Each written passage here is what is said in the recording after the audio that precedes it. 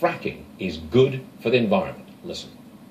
U.S. emissions of CO2, carbon dioxide, which is the big greenhouse gas that causes global climate change, are down 12% relative to their peak 5 years ago in 2007. This was completely unanticipated.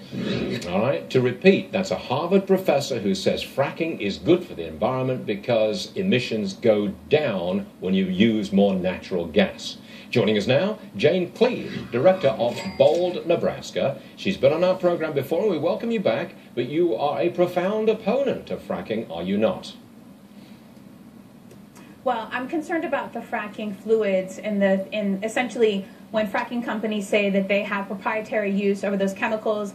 If they have a right to drill, essentially I'm saying that the public has a right to know what those chemicals are. And so I think it is good that natural gas is kind of bringing down carbon emissions. Okay. Right. Well, you know, and the professor went on to say that new methods of fracking have gotten rid of much of, I don't know about all, but certainly much of the chemicals that you object to in the actual fracking process. And in fact, I know of cases where there is no chemicals at all. They've gone completely, almost organic with fracking. I mean, you've got a very thin reed to stand on now opposing all fracking, haven't you?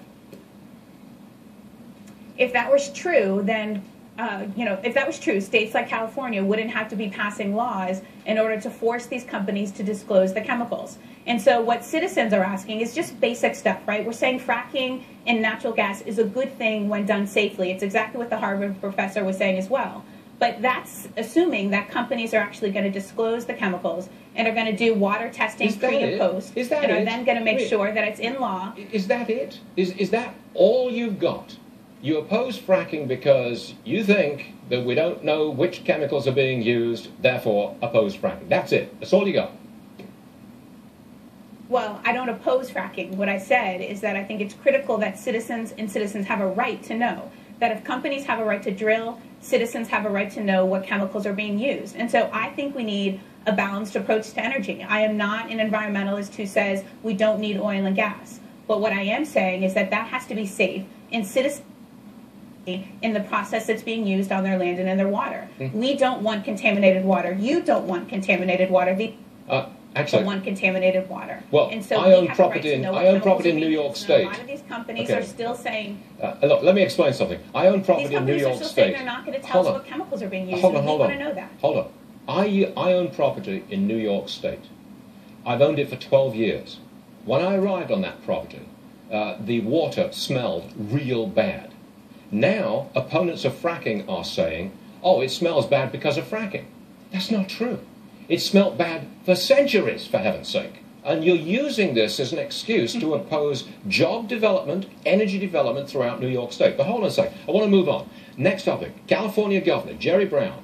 He says he is, quote, studying fracking in his state. He says there is enormous potential for energy reserves in the state of California. It could bail out the entire state. Do you oppose it? No, and I think he's doing the right thing. I think he's taking a sensible approach. But, you know, what we don't want to see and what citizens and landowners don't want to see is governors just kind of going willy-nilly and saying we have these gas and these oil reserves under our state. It's going to take a tremendous amount of water and chemicals and pressure in order to get those reserves out, and not have any regulations around it and not have any proper studies. And so he's doing the right thing and saying, let's hold on a second, let's do the right studies. Okay, I'm going to make a prediction. I'm almost out of time, but here's the prediction.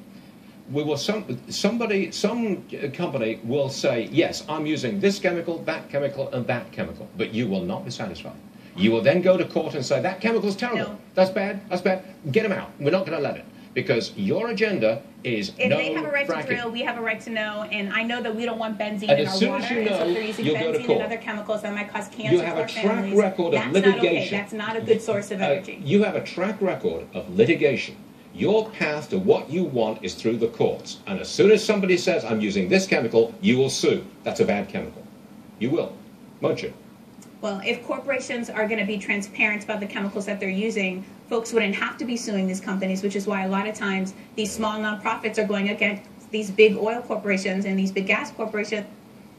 Because we're protected. Tell you what, and that's what it comes down to. If I we would- want America energy I independent, would it's got just to be a balanced love approach, to and it's take got to be a safe approach. And I open invitation. You come up to my property and you speak to the people around me who really want a job. Okay? Really want it. Jane Cleve, we appreciate you being with us. We'll see what happens. Thank you very much indeed. Now this, Carlos Slim, he is the richest man in the world.